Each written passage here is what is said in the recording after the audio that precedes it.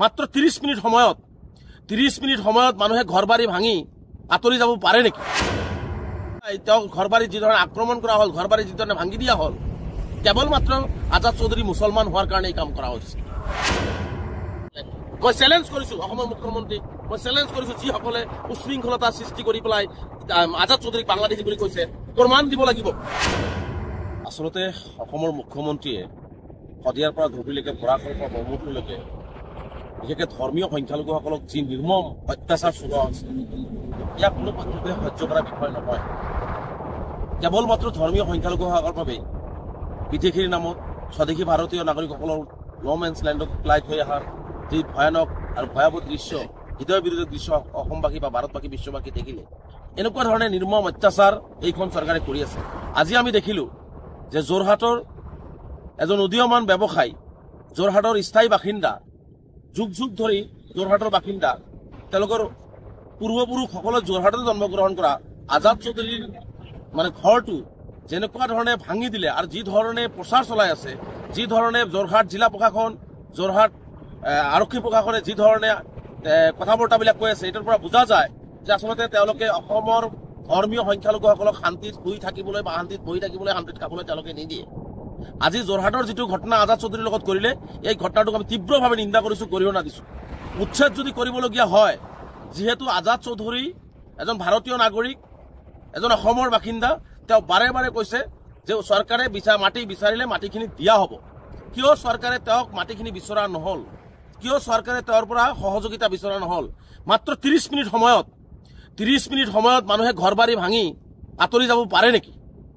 30 minute সময় সীমা দি পেলাই তেওঁ ঘৰ বাৰী যি ধৰণে আক্ৰমণ কৰা হ'ল, ঘৰ বাৰী যি ধৰণে ভাঙি দিয়া হ'ল, কেৱল মাত্ৰ আজাদ চৌধুৰী মুছলমান হোৱাৰ কাৰণে এই কাম কৰা হৈছে।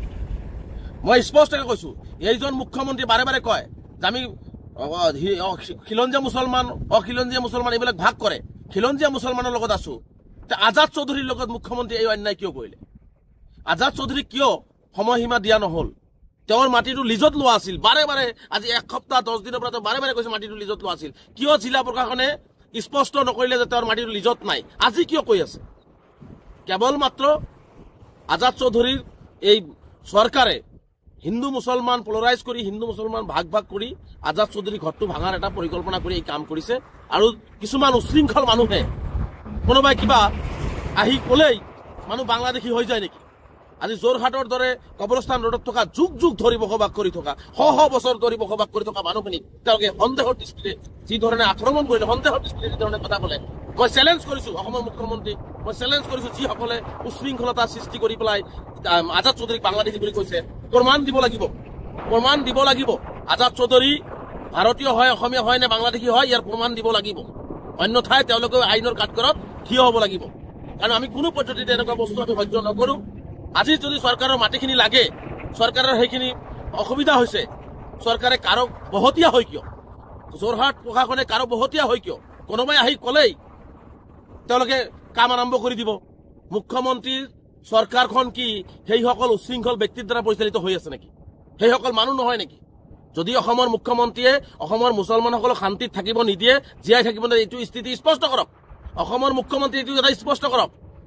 মই এটা কথা স্পষ্টকৈ জানো, এইজন মুখ্যমন্ত্ৰী কোনো মুছলমানকে ভাল নাপায়। তেওঁ প্ৰতিজন শদিয়াৰ পৰা ধুবুৰীলৈকে বৰাক, ব্ৰহ্মপুত্ৰ, পাহাৰ, ভৈয়াম সকলো ঠাইতে বসবাস কৰি থকা, যুগ যুগ ধৰি বসবাস কৰি থকা ভাৰতীয় মুছলমানক তেওঁ অন্যায় কৰি আছে আৰু তেওঁ কোনো পদ্ধতিতে ভাল নাপায়। গতিকে মই অসমবাসী ৰাইজক আহ্বান জনাইছোঁ, ধৰ্মনিৰপেক্ষ ৰাইজক আহ্বান জনাইছোঁ আৰু বিশেষকৈ ধৰ্মীয় সংখ্যালঘুসকলক আহ্বান জনাইছোঁ, মুখ্যমন্ত্ৰীৰ এই ধৰণৰ ষড়যন্ত্ৰ আৰু এই ধৰণৰ মানুহক কোনো নোটিছ নিদিয়াকৈ, মানুহক সময় নিদিয়াকৈ যাই ঘৰ বাৰী ভাঙি দিয়াৰ যি কাৰ্য, এই কাৰ্যক আমি বিৰোধিতা কৰিব লাগে, আমি ইয়াৰ প্ৰতিবাদ সাব্যস্ত কৰিব লাগে আৰু আমি ওলাই আহিব লাগে। কাৰণ অন্যায় বহুত হ'ল, সহ্যৰ সীমা পাৰ হৈ গ'ল, পিছপিনে এতিয়া ৱাল আমাৰ পাই গৈছে।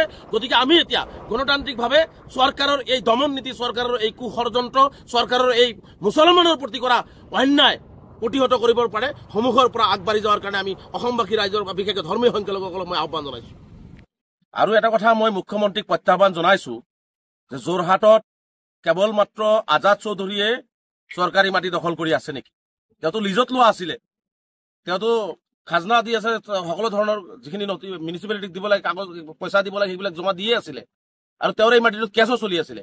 মুখ্যমন্ত্ৰীৰ বুকুত সৎ সাহস হ'ব নেকি যে যোৰহাটত যিমান বনিয়া গোষ্ঠীয়ে যিমান কোম্পানীয়ে মাটি দখল কৰিছে সেই মাটিখিনি চৰকাৰে উদ্ধাৰ কৰিবৰ কাৰণে সক্ষম হ'ব মানে সাহস গোটাব পাৰিব নেকি? গতিকে কেতিয়াও নোৱাৰে। গতিকে হিম্মত সিঙৰ বিল্ডিংটো ভাঙিব নোৱাৰে, ষ্টাৰ চিমেণ্টৰ কোম্পানীটো ভাঙিব নোৱাৰে। তেওঁ সাধাৰণ শ্ৰেণীৰ বিশেষকৈ বাছি বাছি ধৰ্মীয় সংখ্যালঘু মুছলমানসকলক টাৰ্গেট কৰি এই ধৰণৰ অন্যায় কৰি আছে। গতিকে আজাদ চৌধুৰীৰ লগত যিটো অন্যায় আজি কৰা হৈছে, আজাদ চৌধুৰীৰ লগত যোৰহাট জিলা প্ৰশাসন যিটো অন্যায় কৰিলে, ইয়াক আমি তীব্ৰভাৱে পুনৰবাৰ নিন্দা কৰিছো, গৰিহণা দিছো আৰু আমি ইয়াৰ যোগ্য প্ৰত্যুত্তৰ নিশ্চিতভাৱে অসম চৰকাৰক দিয়া হ'ব।